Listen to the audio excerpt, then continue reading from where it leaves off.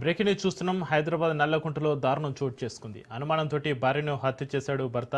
పిల్లల ముందే పెట్రోల్ పోసి నిప్పు పెట్టాడు ఆ భర్త. కూతురిని కూడా మంటలో తోసేసి పరారైపోయాడు వెంకటేష్. ప్రేమించి పెళ్లి చేసుకున్న వెంకటేష్ త్రివేణి. అయితే త్రివేణి పైన మొదటి నుంచి వెంకటేష్కు అనుమానం పెరగడంతో ఈ దారుణానికి ఒడిగట్టాడు.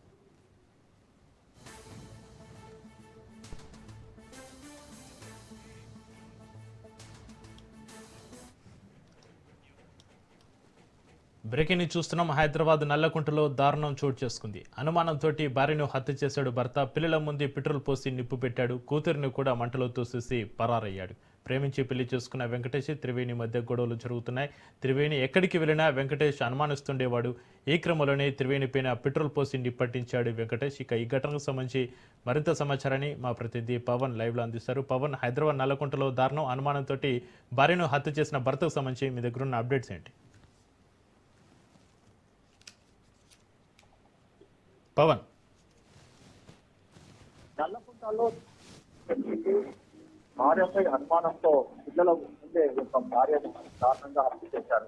అయితే ప్రధానంగా చూస్తే మాత్రం గత కొన్ని రోజుల నుంచి కూడా భార్యపై అనుమానం రావడంతో తరచూ గొడవలు పెట్టుకునేవాడు. అయితే ఆ యొక్క పిల్లల ముందే ఒక భార్యపై పెట్రోల్ పోసి నిప్పంటిస్తుండగా ఒక్కసారిగా పిల్లలు అడ్డుకోవడానికి ప్రయత్నించారు. కూతుర్ని కూడా అడ్డుకోవడానికి ప్రయత్నించారు.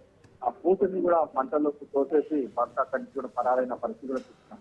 అయితే ఈ ఘటనకు సంబంధించి మరికొన్ని పేపర్స్ ఇక మీడియా ముందుకు సంబంధించి పూర్తిగా వివరాలు కూడా పోలీసులు వెల్లడిస్తున్నారు. అయితే ఈ నేపథ్యంలో చూస్తే భర్తకు సంబంధించి చాలా రోజుల నుంచి కూడా భార్య పైన అనుమానం ఉంది. అనుమానంతోనే ఈ యొక్క పూర్తిగా దీనికి సంబంధించి ఇలాంటి దారుణానికి ఒడిగట్టాడని చెప్పి కూడా పిల్లలు కూడా చెప్పిన పరిస్థితి చూస్తున్నారు. అయితే ఈ దారుణం మాత్రం నల్లకుంటలో చోటు చేసుకుంది. నల్లకుంటలో దీనికి సంబంధించి పోలీసులు ఇప్పటికే భర్తను కూడా అరెస్ట్ చేశారు. అరెస్ట్ చేసి దీనికి సంబంధించి పూర్తి వివరాలు కూడా సేకరించారు. అయితే ఇప్పటికే దీనికి సంబంధించి మాత్రము 3 రోజుల పాటు యొక్క భర్త పరాలో ఉన్నట్టుగా తెలుస్తుంది. అయితే దీనికి సంబంధించి పోలీసులు కూడా అదుపులోకి తీసుకొని అసలు ఏం జరిగింది అనే దానిపైన కూడా మరికొద్దిసేపట్లో మీడియా సమావేశం కూడా ఏర్పాటు చేస్తున్నారు. అయితే పవన్, వెంకటేష్ను పోలీసులు అదుపులోకి తీసుకున్నారా? పోలీసులు ఏం చెప్తున్నారు పవన్? ప్రస్తుతం మాత్రం భర్తను అదుపులోకి తీసుకున్నారు. అదుపులోకి తీసుకొని విచారణ కొనసాగిస్తున్నారు. అయితే మొత్తానికి మాత్రము అసలు అనుమానం అనేది ఎక్కడి నుంచి అంటే ప్రారంభమైంది, దాని తర్వాత గొడవలు ఎలా జరిగాయి, అయితే హత్యకు సంబంధించి ప్రీ ప్లాన్ గానీ హత్య చేయాలనుకున్నారా లేకపోతే సడన్లీ యొక్క హత్య చేస్తారా అనే దానిపైన కూడా ఇప్పటికే పోలీసులు ఆ యొక్క భర్తను కూడా విచారించి అన్ని విషయాలు కూడా సేకరించారు. అయితే దీనికి సంబంధించి ప్రధాన కారణం మాత్రము అనుమానమే అనేది మాత్రం ప్రధానంగా ఇటు పోలీసులు చెప్తున్న పరిస్థితుల్లో కనిపిస్తుంది. అయితే పవన్, త్రివేణిని హత్య చేయడానికి అనుమానం ఒకటే కారణమా? ఇంకేమైనా కారణాలు ఉన్నాయా? త్రివేణి తల్లిదండ్రులు ఏం చెప్తున్నారు? అయితే ఈ యొక్క హత్యకు సంబంధించి చూస్తే అనుమానంగానే ఒక చాలా రోజుల నుంచి గొడవలు జరుగుతున్నాయి. ఎందుకంటే ఆమె ఇతరులతో ఫోన్ లో మాట్లాడుతుంది అనేది మాత్రం ప్రధానంగా దీనికి సంబంధించి భర్త కొన్ని రోజుల నుంచి కూడా గొడవ పెట్టుకున్న పరిస్థితి ఇస్తున్నారు. అయితే ఈ నేపథ్యంలోనే ఇదే విషయం పైన కూడా ఈ యొక్క ఇద్దరి మధ్య మనస్పర్ధలు కూడా ఏర్పడ్డాయి. అంటే దీనికి సంబంధించి హత్యకు కూడా ప్రధానంగా ఇదే కారణం అని చెప్పి కూడా పోలీసులు కూడా కొంత ప్రాథమిక సమాచారం మేరకు చెప్తున్నారు. ఇంకా మరికొంత సేపట్లో అసలు విషయం కూడా అసలు ఎందుకు హత్య చేయాల్సి వచ్చింది, దీనికి బలమైన కారణం ఏముంది అనేది మాత్రం ప్రధానంగా అయితే పోలీసులు కూడా మరికొంత సేపట్లో చెప్పారు. Right, thank you Pawan.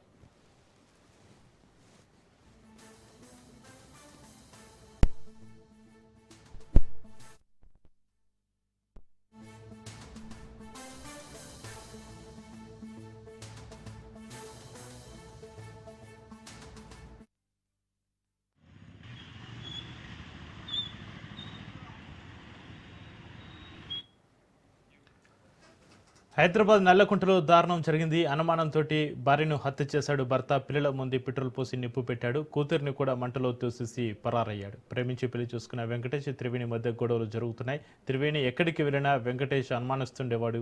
ఈ క్రమంలోనే త్రివేణి పైన పెట్రోల్ పోసి నిప్పట్టించాడు వెంకటేష్.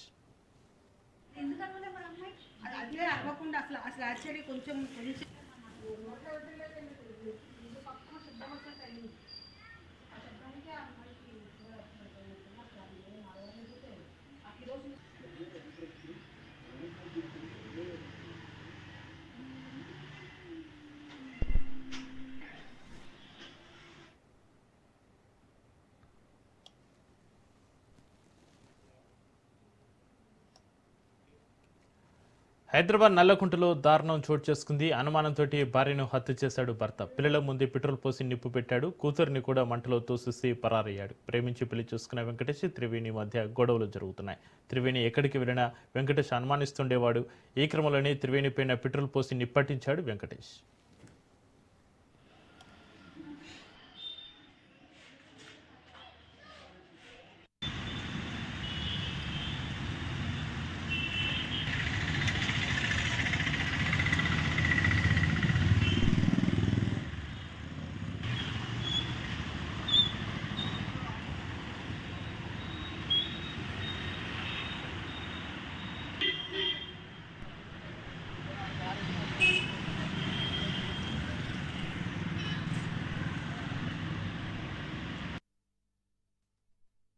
మేము మా ఇంటి పక్క ఇల్లు ఇది. అమ్మాయి పేరు త్రివేణి, ఆ అబ్బాయి ఆయన పేరు వెంకటేష్. వాళ్ళు రెంట్కి వచ్చి మంచిగానే కొన్నుండకు మంచిగానే ఉండు. ఆ తర్వాత ఆ అబ్బాయి వాడు మోసం చేసినట్టు చేసిండు ఆ అమ్మాయిని. లవ్ మ్యారేజ్ అని చెప్పేది అమ్మాయి చేసుకొని వచ్చేది మంచిగానే ఉంది. ఆ బండి అమ్మేసుకున్నాడు అమ్మ చెప్పకుండా. ఇక అప్పటి నుంచి స్టార్ట్ అయింది వాడు ఇంట్లో గొడవ అయిపోతే అందరం చెప్పినాం కూడా. ఇక్కడ కూడా వాడు చేయలేదు. ఇక్కడ గొడవ పెట్టుకొని మాకు తీసుకుపోయి పోలీసులు పట్టిస్తే పోలీసులు వచ్చారు, ఇంటికి వచ్చారు. పోలీసులు తీసుకొని పోయారు. ఏం యాక్షన్ తీసుకోలేదు, ఏం చేయలేదు. భూమి తీసుకుపోయారు. ఏదో పంచాయతీ పెట్టి ఇప్పుడు సామాన్ చేసేది. ఆయన రాలేక ఇంటికి. అమ్మ ఒక్కటే 2 పిల్లలు పెట్టుకొని ఉండేది. అమ్మ దగ్గర పిల్లలు సోకి పని ఏదో వచ్చేది. కొంత అమ్మాయి మంచిగా బతికింది. మళ్ళీ మొన్న మధ్యలో 2 నెలల నుంచి మళ్ళీ స్టార్ట్ అయింది అన్నమాట. వచ్చిండు మేము చెప్పినా కూడా పని ఏం చేయకపోతున్నాడు. వాడు ఏం పని చేయకపోతుండే. అయినా బండి ఎక్కిస్తుండే. వాడు ఏం పని చేస్తున్నాడో ఏమో తెలియదు. అమ్మాయి ఇస్తే పని చేస్తున్నాడో ఏం పని చేస్తుండో ఎవరికి ఏం తెలియదు. ఆమె ఏం తెచ్చిస్తుండో తెలియదు. కానీ అమ్మాయి మంచిగా పని చేసుకొని రెంట్ కట్టుకొని ఫ్రిడ్జ్ కొనుక్కుంది, అన్ని టీవీ అన్ని కొనుక్కుని అమ్మాయి అంత కష్టపడి కొనుక్కున్నాను.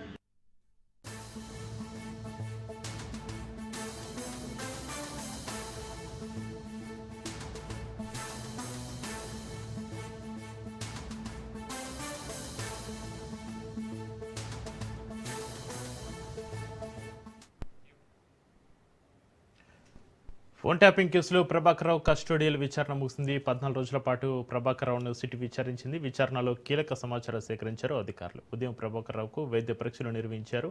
ప్రభాకర్రావు స్టేట్మెంట్ను ఫైనల్ ఛార్జ్షీట్లో పొందుపరచనున్నారు.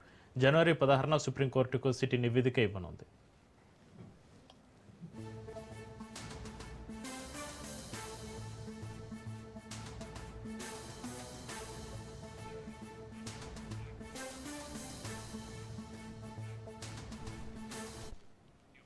మొత్తం 14 రోజుల సుదీర్ఘ విచారణలో ప్రభాకర్రావు ఏం చెప్పారన్న దానిపైన ఉత్కంఠ కొనసాగుతుంది. ఈ కేసుకు సంబంధించి అనేక ప్రశ్నలకు సమాధానం చెప్పినట్లుగా తెలుస్తుంది.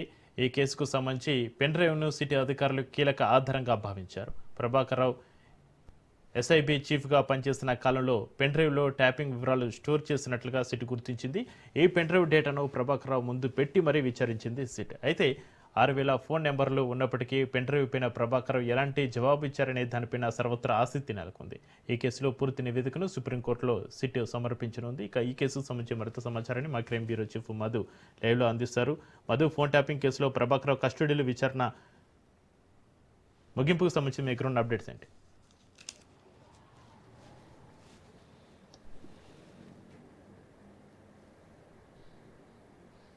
మధు,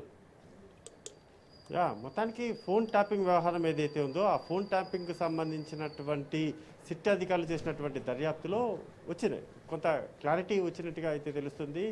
ఎవరు చెబితే ఫోన్ ట్యాపింగ్కి పాల్పడ్డారు అనే దాని మీద పూర్తి స్థాయిలో విచారణ జరిపినటువంటి అధికారులు బీఆర్ఎస్ పార్టీకి సంబంధించినటువంటి కీలకమైనటువంటి నాయకులు ఇందులో ఇన్వాల్వ్మెంట్ ఉంది అనే దానికి ఒక క్లారిటీగా వచ్చినట్టుగా అయితే సమాచారం. మరి ఏం చేయబోతున్నారు ఈ మొత్తం వ్యవహారానికి సంబంధించి నెక్స్ట్ సిట్ అధికారులు ఎటువంటి స్టెప్ తీసుకోబోతున్నారు అనేది ఒకసారి చూస్తే మాత్రము సుప్రీంకోర్టుకి ఇప్పటి వరకు కూడా జరిపినటువంటి దర్యాప్తు ఏదైతుందో ఆ దర్యాప్తులో వచ్చినటువంటి వ్యవహారాలు నిజాలు కావచ్చు, ఆధారాలు కావచ్చు, వాటన్నిటిని కూడా సుప్రీంకోర్టుకు సమర్పించబోతున్నారు. ఆ సుప్రీంకోర్టుకు వన్స్ సమర్పించిన తర్వాత ఇప్పటికే సుప్రీంకోర్టు ప్రభాకర్ రావుకి కొన్ని ఆదేశాలు అయితే జారీ చేసింది. అంటే అతని అరెస్టు విషయంలో ప్రభాకర్ రావు అరెస్టుకు సంబంధించినటువంటి వ్యవహారంలో కీలకమైనటువంటి ఆదేశాలు మీరు విచారణ జరుపుకోండి, అరెస్ట్ అనేటటువంటి ప్రక్రియ ఏదైతుందో దానికి సంబంధించి నిలుపుదల చేస్తూ కూడా విచారణకు సహకరించాలంటూ కూడా ప్రభాకర్ రావుకి అయితే ఆదేశాలు జారీ చేశారు. సో ఈ నేపథ్యంలోనే కోర్టు చెప్పినటువంటి ఆదేశాలు ఏవైతే ఉన్నాయో ఆ ప్రకారంగానే ప్రభాకర్ రావు వచ్చారు, సిట్ అధికారులు ఎదుట హాజరయ్యారు. 14 రోజుల పాటు ఆయన కస్టోడియల్ విచారణ ఏదైతే ఉంటుందో ఆ కస్టోడియల్ విచారణ అయితే జరిగింది, కంప్లీట్ కూడా అయిపోయింది. ఈరోజుతో కంప్లీట్ అయిపోయింది. ఆయన వైద్య పరీక్షలు ఏవైతే ఉంటాయో ఆ వైద్య పరీక్షలు అన్నింటినీ కూడా పూర్తి చేసినటువంటి సిట్ అధికారులు తిరిగి ఆయన ఇంటికి అయితే పంపించి వేశారు. అంటే ఆల్మోస్ట్ ఇంకా కేసుకు సంబంధించినటువంటి వ్యవహారంలో ఓ క్లారిటీ అయితే వచ్చింది. నిన్న నందకుమార్కు చూసుకుంటే మాత్రం నందకుమార్కు కూడా పిలిపించారు. అప్పట్లో ఓటుకు నోటు వ్యవహారంలో ముందుగానే ఎలా ఈ వ్యవహారం అంతా కూడా బయటకు వచ్చింది. ఓటుకు నోటు వ్యవహారంలో అది ఒక కేసు అయితే ఆ ఫోన్ ట్యాపింగ్ వ్యవహారం ఏదైతుందో ఆ ఫోన్ ట్యాపింగ్ వల్లనే ఇదంతా కూడా బయటకు వచ్చింది అనేటటువంటి ఆధారాలను సేకరించడానికి ఇప్పుడు సిట్ అధికారులు సిద్ధమయ్యారు. నిన్న విచారించినటువంటి క్రమంలోనే నందకుమార్ దగ్గర నుంచి కూడా స్టేట్మెంట్ అయితే రికార్డ్ చేశారు. ఆ స్టేట్మెంట్ మొత్తాన్ని కూడా ఇప్పుడు సుప్రీంకోర్టులో ఇవ్వబోతున్నారు. అండ్ మోర్ ఓవర్ సిట్ అధికారుల దగ్గర ఒక కీలకమైనటువంటి పెన్ డ్రైవ్ ఉంది. ఆ పెన్ డ్రైవ్లో ఎవరెవరి ఫోన్ నెంబర్లు ఉన్నాయో అనేది కూడా ఇప్పుడు చాలా కీలకం. ఎందుకంటే మావోయిస్టుల ముసుగులో పొలిటికల్ పార్టీలకు సంబంధించినటువంటి నాయకులు, అదేవిధంగా కొంతమంది జర్నలిస్టులు ఎవరైతే ఉన్నారో వాళ్ళవి వ్యాపారవేత్తలు ఫోన్లని ట్రాప్ చేశారు అనేటటువంటి కీలకమైనటువంటి ఎవిడెన్స్లన్నింటినీ కూడా ఇప్పటికే సిట్ అధికారులు సేకరించారు. కాబట్టి మరి వీటన్నిటిని కూడా అంటే ఫోన్ ట్యాపింగ్లో ఎవరెవరు ఉన్నారు అనే దానికి సంబంధించినటువంటి పూర్తి స్థాయి డీటెయిల్స్ అన్నింటినీ కూడా ఇంకా సిట్ అధికారులు సిద్ధం చేశారు. కమింగ్ డేస్లో డెఫినెట్గా కూడా ఫోన్ ట్యాపింగ్ వ్యవహారం అయితే ఒక కీలక మలుపు తిరగబోతుంది. ఇప్పటికే సిపి సజ్జనర్ ఎవరైతే ఉన్నారో ఆయన సిట్కి సంబంధించినటువంటి ఇన్ఛార్జిగా ఉన్నారు. ఫోన్ ట్యాపింగ్ వ్యవహారానికి సంబంధించినటువంటి విచారణ ఏదైతుందో ఆ విచారణ అంతా కూడా సజ్జనర్ ఆధ్వర్యంలో జరుగుతుంది. కాబట్టి ఇంకా అతి త్వరలోనే సజ్జనర్ ఆధ్వర్యంలో ఉన్నటువంటి సిట్ టీం ఎవరైతే ఉన్నారో వాళ్ళు ఒక నివేదికను, అదేవిధంగా కూడా మరికొన్ని అరెస్టులతో పాటు నోటీసులు ఇవ్వడానికి కూడా సిద్ధమయ్యారు. అయితే మధు, ఈ కేసుకు సంబంధించి పెన్ డ్రైవ్ను సిట్ అధికారులు కీలక ఆధారంగా భావిస్తున్న నేపథ్యంలో పెన్ డ్రైవ్లో ఉన్నటువంటి ఫోన్ నెంబర్లకి వాళ్ళు ఆ ఫోన్ నెంబర్లకి సంబంధించిన వ్యక్తులకి కాల్ చేసి వారి వాగ్మూలాలని తీసుకుని పిలిపించి వాగ్మూలాలు తీసుకునే అవకాశం ఉందా మధు? ఖచ్చితంగా కూడా అంటే ఈ ఫోన్ ట్యాపింగ్ ఏదైతే ఉందో ఈ ఫోన్ ట్యాపింగ్లో ఎలా జరిగింది అంటే ప్రాసెస్, ఈ ట్యాపింగ్ సంబంధించినటువంటి ప్రాసెస్ అంతా కూడా ఎలా జరిగిందంటే సిట్లో ఉన్నటువంటి అంటే ఇప్పుడు సిట్లో ఉన్నటువంటి ఇన్వెస్టిగేషన్ అధికారులందరూ కూడా గ్రౌండ్ లెవెల్ నుంచి అంటే పూర్తిగా కూడా ఎక్కడ మొదలయ్యింది ఫోన్ ట్యాపింగ్ అనేది ఎక్కడ మొదలయ్యింది అనే దాని దగ్గర నుంచి సిట్ అధికారులు విచారణ మొదలుపెట్టారు. అయితే దీంతోపాటు ఎస్ఐబిలో మావోయిస్టులకు సంబంధించి ఎవరైతే సమాజంలో ఉన్నటువంటి వాళ్ళు సంఘ విద్రోహ చర్యలకు పాల్పడుతూ ఉంటారో అటువంటి వారిని ఐడెంటిఫై చేయడానికి, అదేవిధంగా మావోయిస్టులు ఎవరైతే ఉంటారో వాళ్ళ కదలికలు ఏవైతే ఉంటాయో ఆ కదలికలను గుర్తించడానికి కావాల్సినటువంటి ఫోన్ ట్యాపింగ్ ఏదైతే ఉంటుందో దాన్ని ఉపయోగించి మొత్తం ఎవిడెన్స్ అన్ని కూడా సేకరిస్తూ ఉంటారు. అలా అందులో భాగంగానే మావోయిస్టుల పేరు చెప్పి అంటే మావోయిస్టుల ఫోన్లు ట్యాప్ చేస్తున్నాము అనేటటువంటి రీజన్తో పొలిటికల్ పార్టీలకు సంబంధించి, జర్నలిస్టులకు సంబంధించి, లేకపోతే బిజినెస్ మ్యాన్లకు సంబంధించి వీళ్ళకి సంబంధించినటువంటి ఫోన్ నెంబర్స్ ఏవైతే ఉన్నాయో వాటిని అందులో పొందుపరిచి వాటి అన్నింటిని కూడా ట్యాప్ చేశారు. అదే మెయిన్ వచ్చినటువంటి అలిగేషన్. సో అలా వచ్చినటువంటి వ్యవహారంలోనే గతంలోనే బీఆర్ఎస్ పార్టీ అధికారంలో ఉన్న సమయంలోనే కాంగ్రెస్ కావచ్చు, బీజేపీ కావచ్చు, బండి సంజయ్ కావచ్చు, రేవంత్ రెడ్డి కావచ్చు, వాళ్ళందరూ కూడా చెప్తూ వచ్చారు మా ఫోన్లు ట్యాప్ అవుతున్నాయి, మా ఫోన్లు వింటున్నారు, మేము ఎక్కడికి వెళ్ళేది, ఎవరితో మాట్లాడేది అంతా కూడా వింటున్నారు అనేది బహిరంగంగానే వాళ్ళు చెప్పారు. అలా చెప్పిన తర్వాత ఎప్పుడైతే కాంగ్రెస్ పార్టీ అధికారంలోకి రావడం, తర్వాత కేసు నమోదు చేయడం, వన్స్ కేసు నమోదు చేసిన తర్వాత ఇంకా ఒక్కొక్కటి తిరుపతిని అరెస్ట్ చేశారు, లేకపోతే రాధాకృష్ణరావును అరెస్ట్ చేయడం కానీ విచారించడం కానీ ఇవన్నీ కూడా పూర్తిగా కూడా జరుగుతున్నాయి. అందులో ఒక టీవీ ఛానల్కి సంబంధించినటువంటి యజమాని పేరు రావడము, అతన్ని కూడా పోలీసులు విచారించడం, ఈ ప్రక్రియ అంతా కూడా చక్కచక్క జరిగిపోయింది. సో ఈ నేపథ్యంలోనే ఇక ప్రభాకర్ రావుకి సంబంధించినటువంటి ఇతనే మెయిన్ కీలకం. ప్రభాకర్ రావు అప్పట్లో ఎస్ఐబి చీఫ్గా ఉన్నాడు కాబట్టి అతను చెప్పేటటువంటి సమాచారమే కీలకం కాబట్టి అతని నుంచి కూడా ఇన్ఫర్మేషన్ రాబట్టారు. అలా రాబట్టేటటువంటి క్రమంలోనే నాకు పైన ఉండేటటువంటి అధికారులు చెబితేనే నేను చేశాను అనేటటువంటి విషయాన్ని ప్రభాకర్ రావు చెప్పినట్టుగా కూడా సమాచారం. మరి ప్రభాకర్ రావుకు పైన ఉన్నటువంటి వాళ్ళు ఎవరు? అది కూడా చాలా కీలకం. ఇప్పటికే అప్పట్లో డీజీపీగా ఉన్నటువంటి మహేందర్ రెడ్డి స్టేట్మెంట్ కూడా రికార్డ్ చేశారు కాబట్టి సంథింగ్ ఏదో జరగబోతుంది. ఫోన్ ట్యాపింగ్ వ్యవహారంలో పక్కాగా కావాల్సినటువంటి ఆధారాలు ఏవైతే ఉన్నాయో ఆధారాలు అయితే సిట్ అధికారులు సేకరించేశారు. ఇంకా ఆల్మోస్ట్ అయిపోయింది. క్లైమాక్స్ అంటారు కదా, ఫోన్ ట్యాపింగ్ వ్యవహారం అనేది క్లైమాక్స్కి అయితే వచ్చేసింది. వచ్చినటువంటి క్లైమాక్స్ ఎలా మలుపు తీసుకోబోతుంది అనేది మాత్రం కాస్త ఒక పొలిటికల్ పార్టీ వైపు అందరూ కూడా ఎదురు చూస్తున్నారనైతే చెప్పాలి Chakri. Right, thank you Madhu.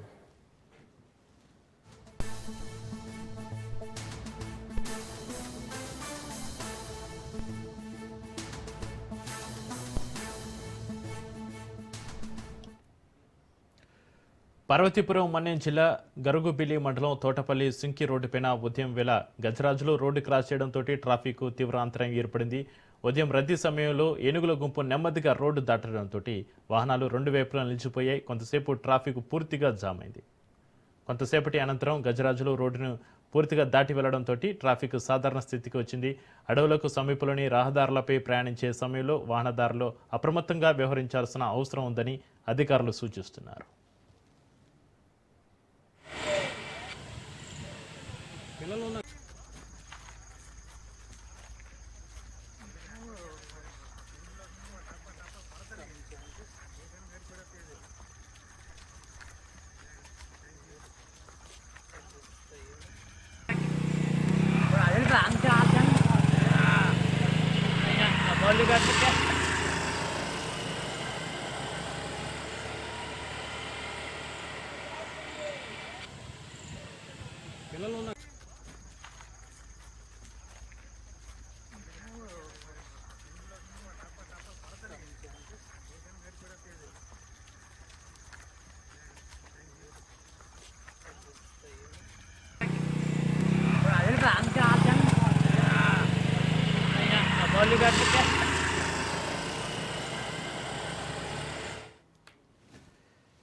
Parvathipuram Manyam జిల్లా గరుగుబిల్లి మండలం తోటపల్లి సింకి రోడ్డుపైన ఉదయం వేళ గజరాజులు రోడ్డు క్రాస్ చేయడంతో ట్రాఫిక్ అంతరాయం ఏర్పడింది.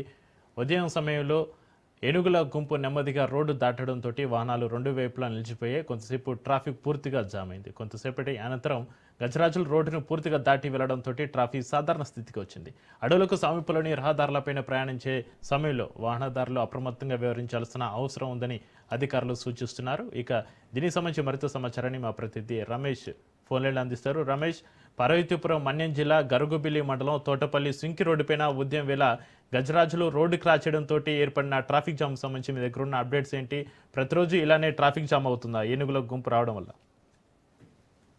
రమేష్, మనం చూసుకుంటే పార్వతీపురం మన్యం జిల్లాలో ఏనుగు బెడత వేయటం లేదని చెప్పాలి.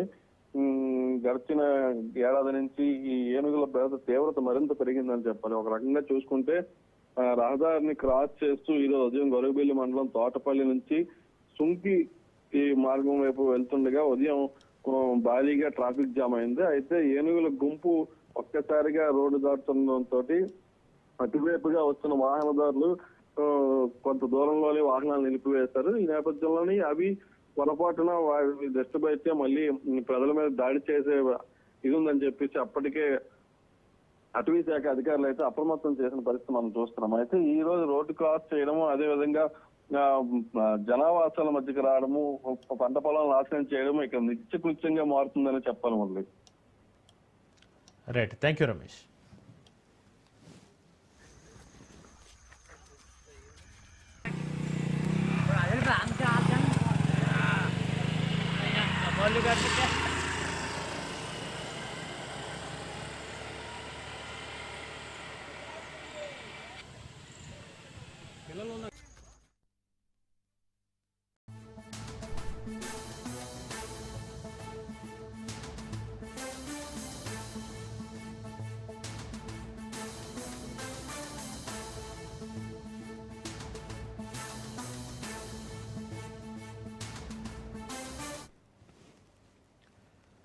రాజన్న సిరిసిల్ల జిల్లా వేములవాడ భీమేశ్వర ఆలయంలో భక్తుల రద్దీ కొనసాగుతుంది. స్వామివారి దర్శనానికి 8 గంటల సమయం పడుతుంది. భీమేశ్వర ఆలయంలో కోడి మొక్కులు భక్తులు చెల్లించుకుంటున్నారు.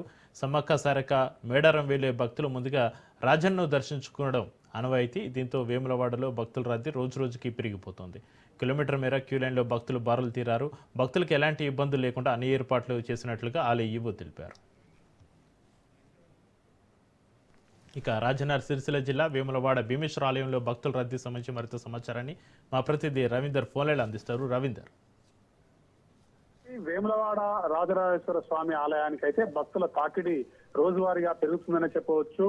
ఇప్పటికే సమ్మక్క సారక్క జాతర ఉన్న నేపథ్యంలో వేములవాడ రాజన్నను ముందుగా దర్శించుకొని కొండగట్లో దర్శనమైన అనంతరం కూడా సమ్మక్క తారక జాతరకైతే వెళ్తారు. దాని కోణంలోనే ఇప్పుడు ఆ భక్తులు అధిక సంఖ్యలో వస్తున్నారు.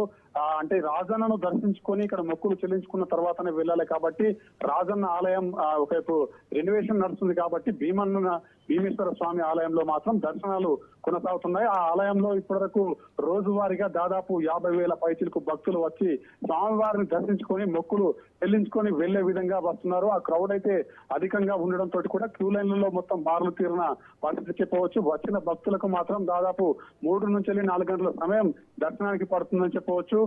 ఈ సమ్మక్క సారక్క జాతర ఉన్న నేపథ్యంలోనే భక్తుల తాకిడైతే అధికంగా వస్తున్నారు. భక్తులు అమ్మవారిని దర్శించుకునే విధంగా వెళ్తారు కాబట్టి ఇక్కడ ముందుగా మొక్కులు చెల్లించుకున్న అనంతరమే ఇక్కడ నుంచి కొండగట్టు ఇక్కడ నుంచి వెళ్తారనే చెప్పవచ్చు. అయితే దాని నేపథ్యంలోనే వేములవాడ రాజన్న ఆలయంలో అధిక సంఖ్యలో భక్తులు వస్తున్నారు. ఆ రాజన్నను దర్శించుకొని ఇక్కడ నుంచి మొక్కులు చెల్లించుకొని అటు వెళ్తారనే చెప్పవచ్చు. Chakri. Right, thank you Ravinder.